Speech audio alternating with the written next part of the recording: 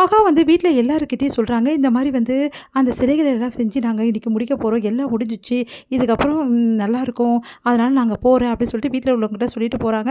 அதை பார்த்து வந்து செமையாக டென்ஷன் ஆகி என்ன பண்ணுறாங்க, சித்ராவும் அவங்க பையனும் அந்த சிலைகள் எல்லாம் வந்து திட்டிடுறாங்க. இந்த சூழ்நிலையில் அந்த சிலைகள் எல்லாம் கண்டுபிடிக்கிறதுக்காக என்ன பண்ணுறதுன்னு தெரியாமல் எல்லாருமே யோசிக்கிறாங்க.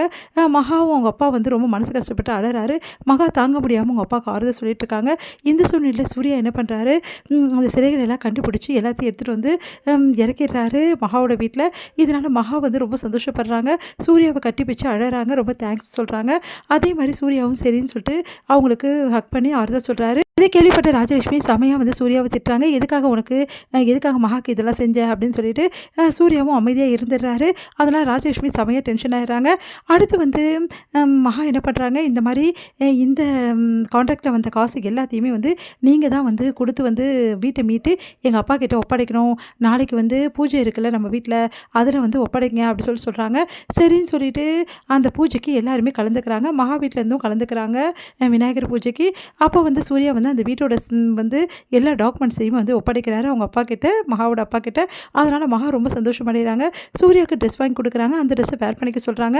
ஆனால் அவங்க அம்மாவும் ட்ரெஸ் வாங்கி கொடுத்து அதை வேர் பண்ணிக்க சொல்கிறாங்க. ஆனால் சூர்யா மகா கொடுத்த ட்ரெஸ்ஸை போட்டுக்கிறாரு. அதனால் வந்து செமையாக டென்ஷன் ஆகிறாங்க வந்து ராஜலட்சுமி. மகா கிட்ட க்ளோஸாக வந்து இருக்கிறதும், அதே டைமில் மகாவுக்கு பிடிச்சது எல்லாத்தையுமே செய்கிறதும், அந்த மாதிரி வேலைகள்லாம் சூர்யா பண்ணும்போது செமையாக டென்ஷன் ஆகிடுது ராஜலட்சுமிக்கு. இதில் வேறு நடுவில் வந்து சித்ராவும் ஏற்றி விடுறாங்க. அதனால் ராஜலட்சுமி வந்து செமையாக டென்ஷன் ஆகி சூர்யா பார்த்து கேட்குறாங்க, என்னதான் நினச்சிட்ருக்க, உன் பொண்டாட்டி அவளை ஏற்றுக்கிட்டியா, அப்புறம் எதுக்காக நடிச்சிட்ருக்க என்கிட்ட அப்படின்னு நம்மளால் சொல்கிறாங்க. அப்போ தான் சூர்யா எல்லா விஷயத்தையும் சொல்கிறாரு. இது மாதிரி தாத்தாக்கு உடம்பு சரியில்லைன்னு சொல்லிட்டு தான் மகா கிட்ட நான் நடிச்சிட்ருக்கேன், மற்றபடி மகாவை இந்த ஜென்மத்தில் என் பொண்டாட்டியை நான் ஏற்றுக்க மாட்டேன் அப்படின்னு நம்ம சொல்லிட்டுறாரு. அதெல்லாம் மகா வந்து கேட்டுடுறாங்க. கேட்ட மகா ரொம்ப அதிர்ச்சி அடைகிறாங்க. அதுக்கப்புறம் பித்து பிடிச்சவங்க மாதிரியே என்ன பண்ணுறாங்க, மனசு கஷ்டப்பட்டு அங்கேருந்து அப்படி அவங்களுக்கு கால் போன போக்கில் நடந்துக்கிட்டே இருக்காங்க. மனசு கஷ்டப்பட்டு வெளியேறிடுறாங்க வீட்டை விட்டு. அதனால் வந்து எல்லாருமே மகாவை தேடுறாங்க. மகா எங்கே போனாலும் தெரியலையே, நைட் நேரத்தில் மகாவை காணுமே அப்படின்னு சொல்லிட்டு எல்லாருமே பதறிடுறாங்க. உடனே வந்து பாட்டி வந்து நீ எக்காரனை கொண்டு மகாவோடு தான் வரணும், அதெல்லாம் எனக்கு தெரியாது, நீ போ சூர்யா, எங்காவது தேடி கண்டுபிடிச்சி கூட்டின்னு வந்துடு மகாவை, நம்ம பொண்ணு வெளியே இருக்கக்கூடாது அப்படின்னு சொல்கிறாங்க. எதுக்காக வந்து மகா வெளியே போனா அப்படின்னு சொல்லிட்டு சூர்யா என்ன புரியாமல் எல்லா இடமும் மகாவை தேடி அலையிறாரு. இந்த சூழ்நிலை மகா வந்து மனசு கஷ்டப்பட்டு அப்படியே வந்து நடந்துக்கிட்டே இருக்காங்க. போகிற வழியில் வந்து வண்டியில் வந்து மாட்டிக்க பார்க்குறாங்க.